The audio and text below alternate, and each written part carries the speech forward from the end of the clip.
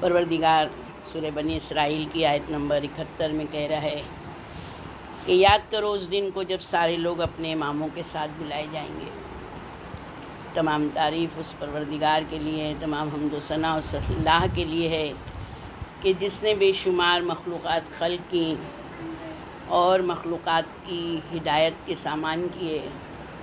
تمام انبیاء مرسلین علیہ السلام کو پروردگار نے حکمت کے ساتھ بھیجا، حکمت کی تعلیم دے کر بھیجا، اور اللہ نے ان میں سب سے زیادہ برگزیدہ کیا چاردہ معصومین علیہ السلام کو۔ اللہ نے چاردہ معصومین علیہ السلام کی محبت میں اس دنیا کو خلق کیا اور ان کی اطاعت کو واجب قرار دیا ہے، یعنی کہ انسان کی نجات جو ہے وہ صرف اور صرف چاردہ معصومین کی محبت اور ان کی اطاعت پر آتی ہے۔ اللہم صلی علی محمد و آل محمد۔ پروردگار نے تمام انبیاء علیہ السلام کو بھی حکمت کی تعلیم دی ہے۔ حکمت وہ نور ہے کہ جو ہر نبی کے پاس تھا، اور نبی اسی کے ذریعے لوگوں کو ہدایت کرتے تھے۔ یعنی اللہ کی حجت جب سے دنیا بنی ہے، ہر زمانے میں، ہر شہر میں، ہر وقت میں، ہر جگہ اللہ کی حجت کا رہنا ضروری ہے۔ یعنی اللہ کی وہ حجت جس کو اللہ نے مقرر کیا ہے، جس کو اللہ نے چنا ہے، رسول اللہ نے بتایا ہے، رسول اللہ نے پہچنوایا ہے کہ دیکھو ان سے متمسک رہنا، ان سے ہمیشہ جڑے رہنا، ان سے وابستہ رہنا اگر اللہ کی قربت چاہتے ہو تو یقیناً ہم شیعہ الحمدللہ جتنا بھی شکر ادا کریں کم ہے کہ ہم اسی امام کی پیروی کرتے ہیں جس کو رسول اللہ نے بتایا، جس کو پہچنوایا، اور بار بار یہ کہا دیکھو ان سے متمسک رہنا، دیکھو ان کی فرما برداری کرنا، ان کی اطاعت کرنا۔ تو یقیناً علامہ امینی جنہوں نے الغدیر لکھی ہے، یہ واقعی ولایت میں ڈوبے ہوئے تھے۔ اتنا انہوں نے عظیم کام کیا ہے کہ علامہ امینی کہتے ہیں کہ دوسرے خلیفہ نے مولا کائنات کو 108 مرتبہ مدد کے لیے بلایا تھا۔ 91 ٹائمز عمر نے بلایا تھا، اور 17 مرتبہ مولا کائنات خود گئے تھے مدد کرنے کے لیے کہ مجھے اس وقت جانا ہی پڑے گا مدد کرنا۔ یعنی اللہ نے امام کو وہ علم دیا ہے کہ جس سے امام جو ہے تو حق اور باطل کی فرق کو بتاتے ہیں۔ اگر ہم دیکھتے ہیں علی علیہ السلام کی زندگی میں جناب عقیل جو ان کے بھائی تھے، صاحب عیال تھے، جب انہوں نے آ کے کہا کہ مجھے بیت المال سے کچھ رقم زیادہ دو، تو مولا کائنات نے کیا کہا کہ جو سب کے لیے ہے وہی تمہارے لیے ہے، میں تم کو الگ سے نہیں دے سکتا۔ طلحہ اور زبیر رسول اللہ کے ساتھ 24-25 سال رہے، اور رسول اللہ کے بعد مولا کائنات کے ساتھ رہے۔ جس وقت مولا کو ظاہری خلافت ملی اس وقت دونوں آئے کہ یا علی ہمارا حق دو۔ مولا کائنات نے زبیر کے ہاتھ میں بصرہ کی گورنری کا پیپر دیا۔ جیسے ہی انہوں نے پیپر لیا فوراً کہتے ہیں یہ تو ملنا ہی چاہیے تھا، میں اتنے سال تمہارے ساتھ رہا ہوں۔ مولا نے فوراً وہ پیپر لے لیا۔ یعنی امام وہ ہوتا ہے کہ امام جو بھی کام کرتا ہے وہ صرف اور صرف اللہ کی رضا پر کرتا ہے۔ تو الحمدللہ ہم اللہ کی وہی حجت رسول اللہ کے پاروی جانشین مولا کائنات جناب فاطمہ زہرا سلام اللہ علیہا کے لال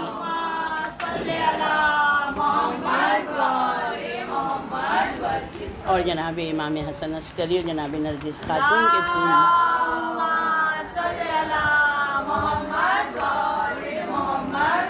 ہم انہیں کا جشن منانے کے لیے یہاں پر اکٹھا ہوئے ہیں۔ ہم سب معصومین کی خدمت میں ایک باواز بلند صلوات کے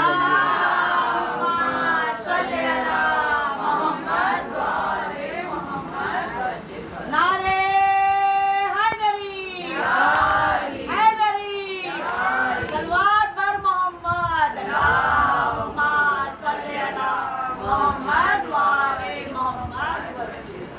آپ سب کو بھی یہ ولادت کا جشن بہت زیادہ مبارک ہو، کیونکہ اس محفل میں آنا ہر ایک کی لیے نہیں ہے ممکن جب تک کہ ہمارے امام کی نظر کرم نہ ہو۔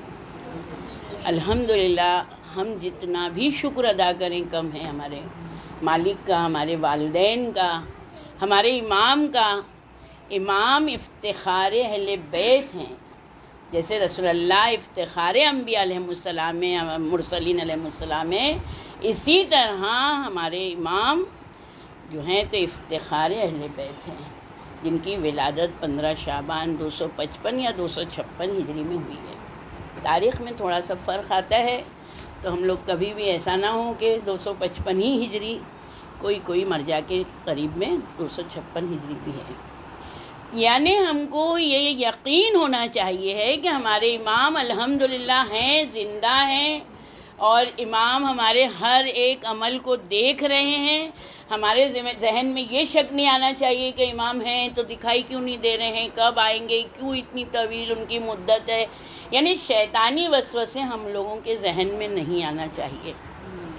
جناب آدم ابو البشر، جناب آدم علیہ السلام سب سے پہلے نبی ہادی ہیں، مگر اولو العزم نبی نہیں ہوئے۔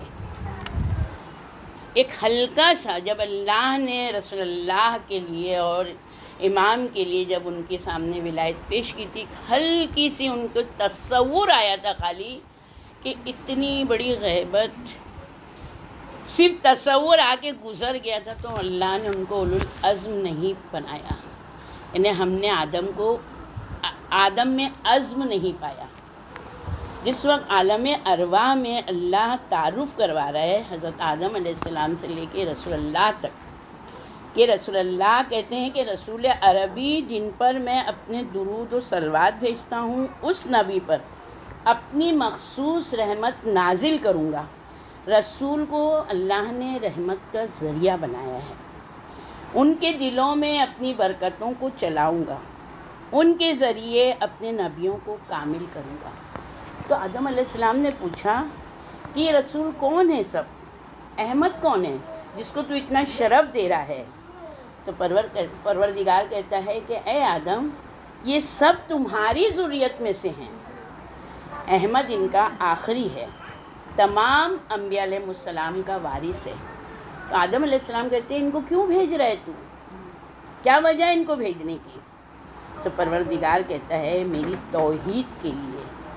پھر میں 313 رسولوں کو بھیجوں گا، یعنی شریعتوں کو بھیجوں گا، ان تمام شریعتوں کو پھر جمع کروں گا رسول کی رسالت میں۔ پھر میں جو ہوں تو اذن دوں گا جو میرے پاس اس شریعت کے ساتھ آئے گا، یعنی کہ رسول اللہ کی شریعت نے ساری شریعتوں کو منسوخ کر دیا۔ اب صرف اور صرف رسول اللہ کی شریعت کے ساتھ میں جو اللہ سے ملے گا، رسول اللہ پر ایمان رکھیں، تو اللہ کہتا ہے میں قسم کھا رہا ہوں کہ میں اس کو جہنم کے عذاب سے محفوظ رکھوں گا، اور جب وہ مجھ سے ملاقات کرے تو میری توحید سے متمسک رہے اور اہل بیت علیہ السلام کی محبت کی رسی کو تھامے رہے ہمیشہ۔ یعنی کہ ہماری نجات جو ہے واحد ایک راستہ ہے اہل بیت علیہ السلام سے متمسک ہو۔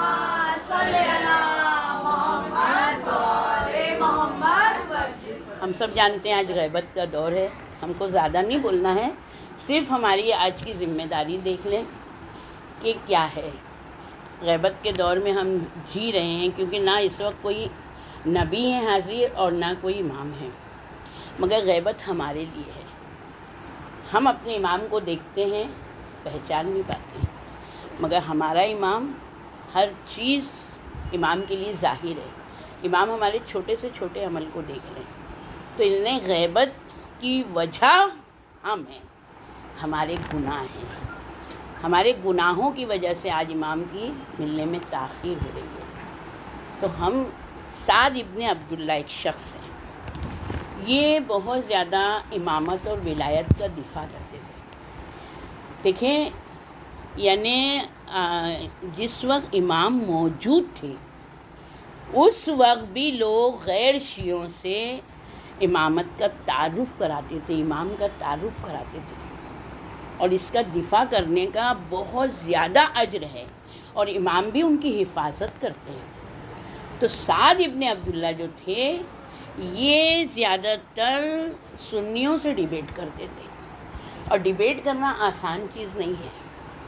ڈیبیٹ کے لیے قرآن کی ہر آیت کے معنی، اس کے تفسیر کو جاننا ضروری ہے کہ آیت میں اس لفظ کی کیا معنی ہیں، کس چیز کے لیے وہ استعمال ہوئی ہے۔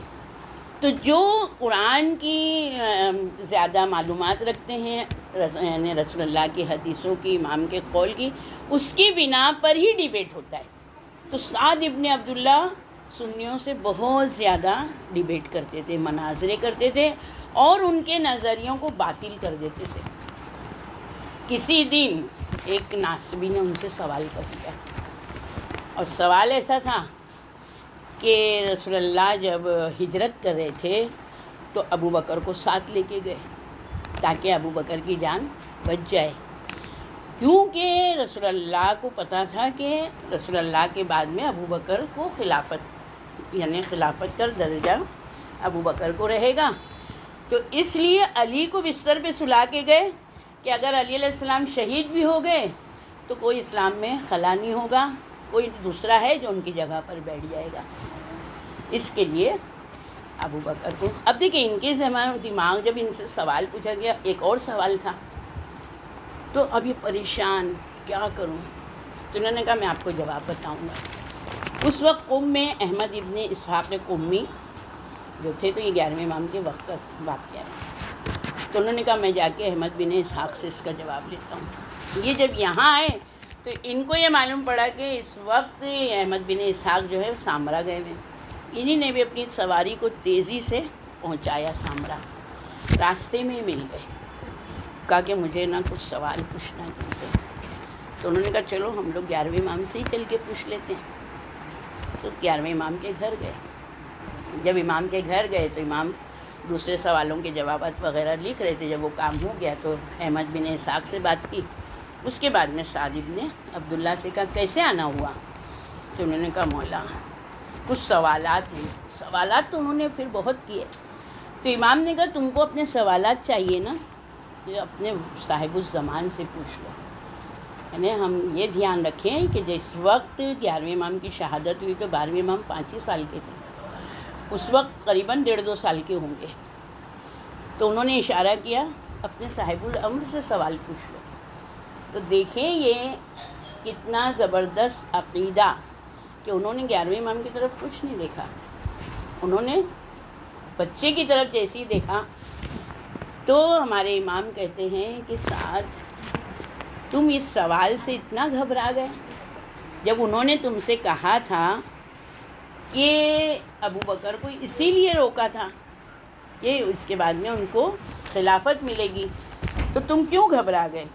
تم کو چاہیے تھا کہ تم رسول اللہ کی یہ حدیث بیان کرتے، الخلافت و بعد 30 سنۃ، کہ رسول اللہ نے کہا میرے بعد خلافت 30 سال تک قائم رہے گی، اس کے بعد وہ ملوکیت میں تبدیل ہو جائے گی۔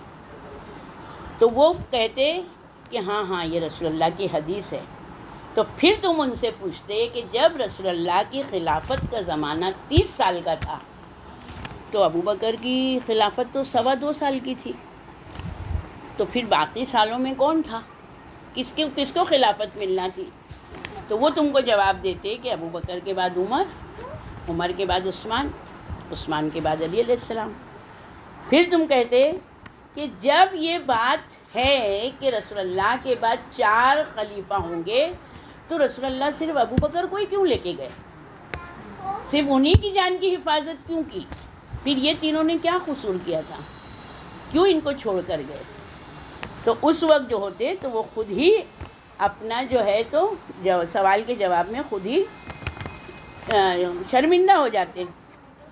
پھر اس کے بعد میں دوسرا سوال یہ جو انہوں نے پوچھا کہ تمہارے مخالف نے یہ کہا تھا کہ شیخین نے یعنی عمر اور ابو بکر نے جو اسلام قبول کیا تو جبرن کیا یا خوشی سے کیا؟ تو ہمارے وقت کے امام کہہ رہے ہیں، دیکھیں علم امام، دیکھیں اللہ کی طرف سے علم لے کر آتے ہیں امام، اور امام ہر اس سوال کا ایسا جواب دیتے ہیں کہ انسان کا دل مطمئن ہو جائے۔ تو امام کہتے ہیں کہ تم کو کہنا چاہیے تھا کہ نہ انہوں نے جبرن اسلام قبول کیا ہے، نہ انہوں نے خوشی سے کیا، کیونکہ جبرن اگر کہیں گے تو مکے میں انہوں نے اسلام قبول کیا تھا، تو جبرن کہہ نہیں سکتے ہیں کہ وہاں پر تو اسلام غریب تھا۔ اب یہ ہے کہ خوشی سے، تو خوشی سے بھی نہیں کیا، بلکہ انہوں نے طمع یعنی لالچ میں اسلام قبول کیا، کیونکہ انہوں نے یہودی عالم سے سنا تھا کہ یہ وہ رسول ہیں کہ ان کی شریعت پورا اسلام جو ہے تو تمام دینوں پر غالب آ جائے گا۔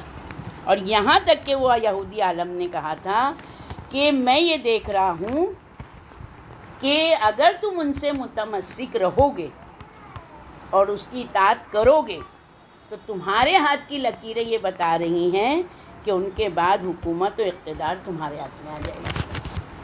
تو جب انہوں نے دیکھا کہ حکومت اور اقتدار مل جائے گا تو انہوں نے لالچ میں جو ہے تو اسلام قبول کیا۔ اب جب انہوں نے جواب سنا امام کا تو سعد ابن عبداللہ نے بہت زیادہ اطمینان ان کو ہوا اور اللہ کا شکر ادا کیا کہ پروردگارہ واقعی میں ہمارے امام کو اللہ نے وہ چیزیں عطا کی اور ہمیں اتنا بہترین امام عطا فرمایا۔ ایک صلوات دیکھتے ہیں۔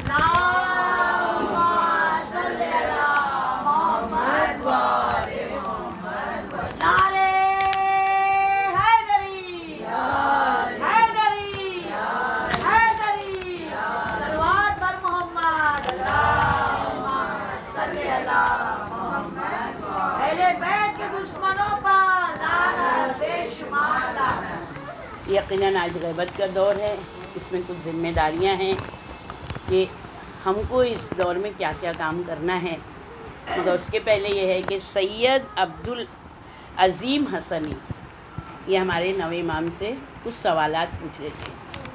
تو امام سے انہوں نے وقت کے امام کے بارے میں، آخری امام کے بارے میں کہا، تو اس وقت نوے امام نے کہا کہ اے ابوالقاسم، ہمارا قائم ہی ہمارا مہدی ہوگا جس کی غیبت میں اس کا انتظار کیا جائے گا، ظہور کے بعد ان کی اطاعت کی جائے گی، اور وہ میرا تیسرا فرزند ہوگا۔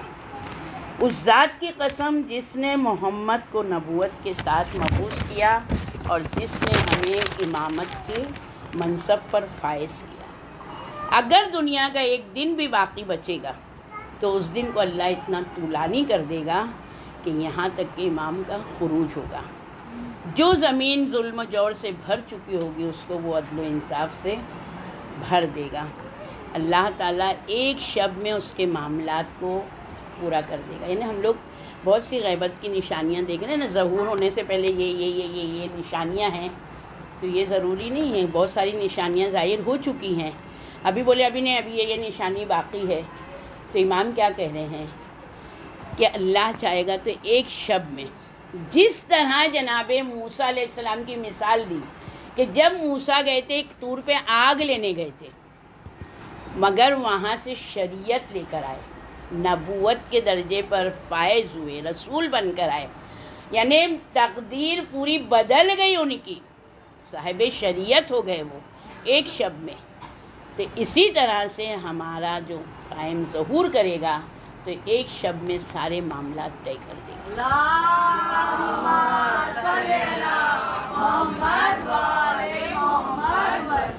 تو سب سے زیادہ بڑی ذمہ داری ہماری یہ ہے کہ آج غیبت کے دور میں ہمارے دل نرم ہونا چاہیے اور پاکیزہ ہونا چاہیے، کیونکہ ہم لوگ جسم کے ساتھ ایک دوسرے سے بازو میں بیٹھے ہیں مگر دلوں میں ہمارے بڑا ایک دوسرے کے لیے بغض ہے۔ دل نرم رہنے کے لیے ہمیں کیا کرنا چاہیے؟ سب سے زیادہ اپنے اماموں کی ان مجلسوں میں، ان محفلوں میں ہم اٹینڈ ہوں، حاضر ہوں کہ جہاں پر امام کی سیرت کا تذکرہ ہوتا ہے، پھر یتیموں کے ساتھ شفقت کے ساتھ، پھر قبرستان جائیں، آخرت کو یاد کریں. یعنی کچھ چیزیں ایسی ہیں کہ جو ہمارے دل کو نرم رکھتی ہیں. بہت طویل ہے یہ چیز، ہم لوگ ساری چیزیں تو نہیں، مگر یہ ہم لوگوں کے لیے جو روز مرہ میں ہے یہ بہت زیادہ ضروری ہے. پھر اس کے ساتھ آج غیبت کے دور میں ہمیں ہمارے حقوق ادا کرنا ہے، جیسے کہ خمس کی ادائیگی ہم کو بالکل روزے کی طرح کرنا ہے. روزہ کیسے؟ اذان سے پہلے ہی ہم کو بند کر دینا ہے. ہم اذان اگر ہو رہی ہے اور ہم چاہیں کہ کچھ کھا لیں تو نہیں کھا سکتے ہیں، پھر روزہ نہیں رہے گا. خمس جب واجب ہو جائے تو آپ کو مالی حقوق ادا کر دینا ہے. کسی کا مالی حقوق ہمارے ذمے فوراً اس کو ادا کر دو، اس کے لیے انتظار نہیں کرو. یعنی امام یہ ساری چیزیں کہہ رہے ہیں، اس کے علاوہ کیا کہہ رہے ہیں؟ یہ سب تم کو کرنا ہی ہے. خمس دینا ہے، امام کا صدقہ نکالنا ہے، سہم امام دینا ہے، اپنے بہن بھائیوں کے حقوق دینا ہے، ماں باپ کے حقوق، یہ سب ہیں. اس کے علاوہ ہمیں کیا کرنا ہے؟ تو چھٹے امام، امام جعفر صادق علیہ السلام کے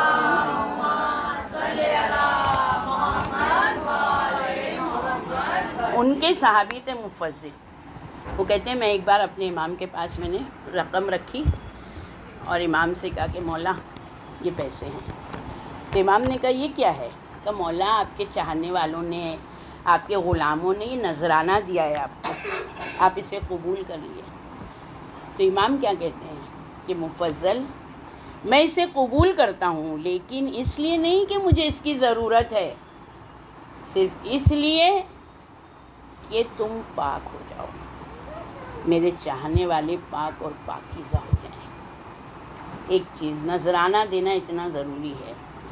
پھر امام کہتے ہیں کہ میں نے اپنے پدر بزرگوار سے یہ بات سنی ہے کہ انہوں نے فرمایا کہ جس چاہنے والے کا 1 سال گزر جائے اور وہ اپنے مال کا کچھ نذرانہ ہماری خاطر نہ ادا کرے، چاہے کم ہو چاہے زیادہ، تو سمجھ لیں قیامت کے دن خدا اس کی طرف نگاہ نہیں کرے گا سوائے اس کے کہ اللہ اسے معاف کرے.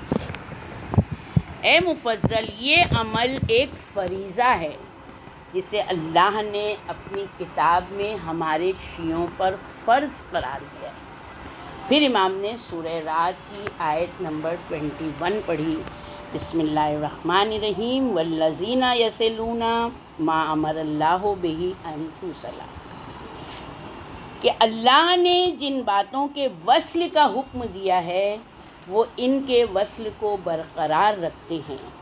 امام کہتے ہیں وصل کی یعنی تفسیر امام بتا رہے ہیں اس وصل سے مراد ہر سال کم یا زیادہ مقدار میں امام کے لیے نذرانہ بھیجنا. امام فرماتے ہیں اس عمل کے ذریعے ہمارا مقصد صرف یہ ہے کہ تم پاک اور پاکیزہ ہو. حدیث ہے کہ امام کتاب فقہ میں ہے. ہمارے چھٹے امام، امام جعفر صادق علیہ السلام فرماتے ہیں ایک درہم جو امام کی خدمت میں ہدیے کے طور پر پیش کیا جائے وہ ان ہزارہا درہم سے بہتر ہے جو راہ خدا میں صحیح مگر امام کے علاوہ کسی اور کی خدمت میں ہدیہ کیا جائے. اتنی زبردست حدیث ہے. ہم نے خمس نکالا، ہمارے رشتہ داروں کو ہم اس کی مدد کر دیں. امام کا صدقہ نکالا، ہم اسی کو ہی دے رہے ہیں. غریبوں میں وہی چیز دے رہے ہیں. مگر امام کیا کہہ رہے ہیں؟ امام کا نذرانہ نکالنا چاہیے، اور یہ بہت زیادہ اہمیت رکھتا ہے ہم شیعوں کے لیے. آج ہماری غیبت میں یہ ذمہ داری ہے. جس وقت 11ویں امام کی شہادت ہوئی، ہم لوگ خوش نصیب ہیں کہ ہم لوگ 12ویں کی غیبت میں پیدا ہوئے. جس وقت 11ویں امام کی شہادت ہوئی تو کوئی بھی یعنی دعویٰ لے کے کھڑا ہو گیا کہ میں ان کا وارث. یعنی لوگ ہیں نا اس وقت شک میں مبتلا ہو گئے تھے کہ کس کو مانے، امام کون ہے ہمارا 12واں. دیکھیں امام نے جس کو بتا دیا تھا، جو ان کے معتبر امام کے صحابی تھے، وہ لوگ جانتے تھے، مگر اتنا زیادہ ماحول ہو چکا تھا کہ جن کو اعتبار تھا وہ بھی خاموش تھے، کیا کریں؟ تو اسی میں ایک ہیں احمد دینوری، یہ جو ہیں انہیں ابو العباس احمد دینوری، یہ اپنے وطن سے دینور آئے کہ میں جا کے حج کروں۔ جب دینور آئے تو دینور کی شیعوں نے جب ان کو دیکھا تو یہ بہت نیک انسان تھے اور دانا تھے۔ دانا یعنی عقل مند کو کہتے ہیں، تو ایسی ویسی عقل مندی نہیں، یعنی ان میں امام کی شناخت کی صلاحیت تھی کہ امام کا حقیقی وارث کون ہوگا۔ جیسے ہی دینور کے شیعوں نے دیکھا تو ابو العباس کو دیکھ کے کہنے لگے کہ ہمارے پاس 16,000 دینار امام کے لیے نذرانہ ہے اور آپ کو وہ جا کے امام کے وارث کو دینا ہے۔ وہ کہنے لگے میں خود ابھی اس قابل نہیں ہوا ہوں، میں خود ابھی نہیں جانتا ہوں کہ امام کا وارث کون ہے، میں یہ کام نہیں کر سکتا ہوں۔ انہوں نے کہا ہم کو آپ کے اوپر پورا بھروسہ ہے، مگر آپ کو یہ کام ہمارا کرنا ہوگا۔ ہم جب تک کہ نا آپ تسلی نہیں کر لیجیے گا، جب تک آپ کسی کو پیسے نہیں دیجیے گا۔ وہ کہتے ہیں میں یہ پیسہ لے کے قرامسیس آیا، وہاں پر جو آیا تو وہاں کے اوپر احمد بن حسن سے ملاقات کی۔ انہوں نے مجھے دیکھا، وہ بھی بڑے خوش ہو گئے، انہوں نے 1,000 دینار دیے کہ یہ میری نذرانہ بھی امام کو دے دینا، اور بہت سارے کپڑوں کے بنڈل دیے رنگا رنگ کے کہ یہ بھی امام کو میری طرف سے دے دینا، تسلی کر لینا پہلے، اس کے بعد میں امام کو دینا۔ اب یہ جب آئے سامرا تو انہوں نے کیا دیکھا، 3 آدمی امام کا نیابت کا دعویٰ کیے بیٹھے ہیں کہ ہم ہیں امام کے حقیقی وارث۔ ایک ہیں باقتائی، دوسرے ہیں اسحاق بن احمد، اور تیسرے ہیں ابو جعفری امری۔ تو یہ سب سے پہلے باقتائی کے پاس گئے، وہاں گئے، دیکھا کہ بہت گھر سجا سجایا، پورا دنیاوی چیزوں سے آراستہ ہے، یہاں تک کہ استبل میں عربی گھوڑے بندھے ہیں۔ تو انہوں نے دیکھا یہ دنیا کی چیزیں، یہ سمجھ گئے۔ بہرحال ان کو سلام کیا، انہوں نے بٹھایا، پوچھا کہ کس مقصد سے آپ آئے ہیں؟ تاکہ میں امام زمانہ کا امین ہوں ان کے مال کا۔ تو کہاں اب دے دیجیے ہم کو۔ تو انہوں نے کہا جب تک کہ نیابت کی دلیل نہیں لوں گا تب تک میں مال وہ نہیں دے سکتا، کل آئیے گا۔ تو کہنے لگے میں کل گیا، تیسرے دن یعنی 3 دن گئے، دلیل نہیں دی انہوں نے۔ کہتے پھر میں چوتھے دن اسحاق بن احمد کے پاس گیا، ان کا گھر اس سے بڑا، نوکر غلام کھڑے ہوئے ہیں، بہت پیسوں میں ڈوبے ہوئے ہیں، بستر بہترین۔ ان کے بھی ساتھ میں جا کے پوچھا، کہا کہ ہاں ہم ہی وہ دروازہ ہیں جن سے امام کے پاس سامان چلا جائے گا، لاؤ وہ مال ہم کو دے دو۔ انہوں نے کہا جب تک کہ میں نیابت کی دلیل نہیں لوں گا میں آپ کو نہیں دے سکتا۔ دوسرے دن کہا کل آنا، 3 دن گئے، 3 دن کے بعد میں یہ چوتھے دن اب ابو جعفر عمری کے پاس گئے۔ ابو جعفر عمری کے پاس جو گئے، چھوٹا سا گھر ہے، بہت سادہ سا بستر ہے، گدے پہ بیٹھے ہیں، ایک سادہ مخلص انسان۔ جب یہ گئے انہوں نے سلام کیا، کہنے لگے وہ اتنے خوشی، یعنی انہوں نے جو جواب دیا کہ میرا دل اندر سے خوش ہو گیا۔ تو انہوں نے پوچھا کہ کس مقصد کے لیے آئے ہو، کہاں سے آئے ہو؟ تو میں نے کہا کہ میں کوہستانی علاقے سے آیا ہوں اور میں اس وقت مال امام کا امین ہوں۔ تو انہوں نے کہا اگر تم اپنا مال جو ہے امام وقت کی خدمت میں پیش کرنا چاہتے ہو تو تم سامرا چلے جاؤ۔ یہ بغداد آئے تھے، کہا تم سامرا چلے جاؤ، وہاں پر جا کے ابن رضا کا گھر تلاش کرنا۔ جب ابن رضا کے گھر جاؤ گے تو وہاں تم کو امام کے وکیل سے ملاقات ہو جائے گی۔ انہوں نے ابو جعفر عمری نے بغداد سے سامرا بھیجا، یہ فوراً انہوں نے بغداد میں ایک کمرے میں سامان رکھا اور یہ فوراً سامرا چلے گئے، اور وہاں جا کے انہوں نے ابن رضا کا گھر دیکھا۔ دروازے میں جب اندر گئے تو دربان سے کہا کہ میں امام کے وکیل سے ملنا چاہتا ہوں. کہا بس ابھی آ رہے ہوں گے امام کے وکیل, آپ تھوڑی دیر بیٹھیے, انتظار کریے. یہ کہتے ہیں کہ ابھی تھوڑی دیر نہیں ہوئی تھی کہ وہ آ گئے, اور میں نے ان کو بتایا. انہوں نے پوچھا کہ آپ کس مقصد کے لیے آئے ہیں, تو کہا کہ میں امام کا مال کا امین ہوں. تو انہوں نے کہا کہ بے شک, مگر انہوں نے بھی یہی کہا کہ میں دلیل امامت چاہتا ہوں. تو انہوں نے میرے کندھے پہ ہاتھ رکھا, مسکرائے, کہا گھر چلو, کھانا پینا کھاؤ, آرام کرو, جب امامت کی دلیل تم کو مل جائے گی تب تم امام کا مال لینا. جو حق ہوئے گا وہ کبھی بھی دعویٰ نہیں کرے گا جھوٹا. لے کے گئے, کہتے ہیں میں نے ابھی کھانا کھایا تھا, ابھی آرام کر رہے تھے, ابھی ہم بات ہی کر رہے تھے, رات ہوتے ہی وہی وکیل امام کا ایک لیٹر, جس کو ہم توقیع کہتے ہیں, ایک تھا تو رقعہ کہتے ہیں اس کو لے کر آئے. اس میں لکھا تھا بسم اللہ الرحمن الرحیم, اے احمد دینوری تمہارے پاس فلاں فلاں فلاں فلاں. ان کے پاس بہت ساری تھیلیاں تھیں الگ ناموں کی. تو امام نے کہا یہ تھیلی. انہوں نے سب دیکھا کہ ہاں یہ سارے نام میرے پاس ہیں. پھر انہوں نے کہا تم کرامتی احمد بن حسن نے تم کو 1000 دینار دیے تھے, کپڑوں کا بنڈل دیا ہے. انہوں نے سب دیکھا کہ یہ سب وہی ہے. تو کہا کہ تم یہ سارا سامان جو ہے تو ابو جعفر عمری کے پاس لے کے جاؤ, وہ جس سے کہیں گے تم وہاں کے اوپر اس کو دے دینا. اب یہ سامرا سے واپس بغداد آئے. اب جب بغداد آئے تو ابو جعفر سامری نے دیکھا, کہا تم ابھی تک گئے نہیں سامرا؟ کہا میں سامرا سے ہی آ رہا ہوں. اور انہوں نے بتایا. ابھی وہ ابو جعفر سے بات ہی کر رہے تھے کہ امام کا ایک رقعہ پھر آ گیا. ابو جعفر عمری کے پاس آیا. اس میں امام نے حکم دیا کہ دیکھو یہ جو سارا سامان ہے یہ جو ہے تو فلاں فلاں کو دے دینا. یعنی کس کو دینا؟ کہ امام نے یہاں پر لکھا تھا کہ محمد بن احمد بن جعفر قطان امی کے حوالے کر دو.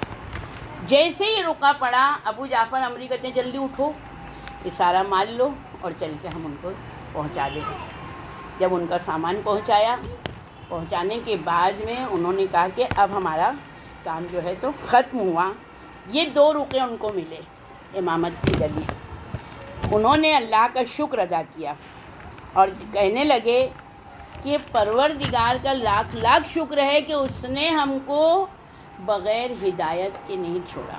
واقعی زمین پر اللہ کی حجت باقی ہے. پھر جب وہ آئے تو کرامسیس والے نے دیکھا تو کہا کہ ایسے پہنچا دیا. انہوں نے دونوں رقعے بتائے. جب دینوری آئے تو دینور والوں نے دیکھا, کہا کہ پہنچا دیا. انہوں نے رقعے بتائے.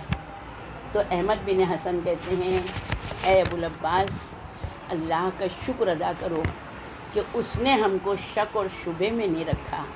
اس نے ہم کو امام وقت کی معرفت, یعنی ہمارا امام موجود ہے آج دنیا میں. ہم کتنے غافل ہیں, ہم کیا امام کے لیے کرتے ہیں اور ہم کو کیا نہیں کرنا چاہتے. یعنی ہم اپنے امام کے لیے کچھ نہیں کر سکتے ہیں, بس ہم دعا کر سکتے ہیں کہ مولا جس طرح وہ لوگوں نے نذرانے نکالے اور امام کا حق ان کے پاس پہنچایا, اللہ وہ دن جلد لائے کہ ہم بھی اپنے امام وقت کے سامنے امام کا دیدار بھی کریں اور ساتھ ساتھ ہم ان کے حق کو نکالتے رہیں. اللہم اجل فرجہ وایدہ بالنصر وانصر ناصری واخذل خاذلی ودمدم علی من نصب لہ وکذب بہ. بار الہ ان کے ظہور میں تعجیل فرما, ان کی نصرت کے ذریعے تائید فرما, ان کی نصرت کرنے والوں کی نصرت فرما, ان سے دشمنی کا مظاہرہ کرنے والوں نے ان کی تکذیب کرنے والوں کو ہلاک فرما. پروردگارا امام کی مدت غیبت طولانی ہو جانے, ان کی خبر ہم سے منقطع ہو جانے کے بعد ہمارے یقین کو سلب نہ کرنا. ان کی یاد, ان کے انتظار, ان پہ ایمان, ان کے ظہور کے سلسلے میں قوت یقین, ان کے لیے دعا, ان کے اوپر درود و رحمت کو ہم سے فراموش نہ ہونے دینا, تاکہ غیبت کی درازی ان کے ظہور و قیام کی طرف سے ہم کو مایوس بنا سکے. اس مسئلے میں ہمارا یقین تیرے رسول کے قیام اور وحی الہی و تنزیل کتاب کے متعلق یقین کی مانند ہو.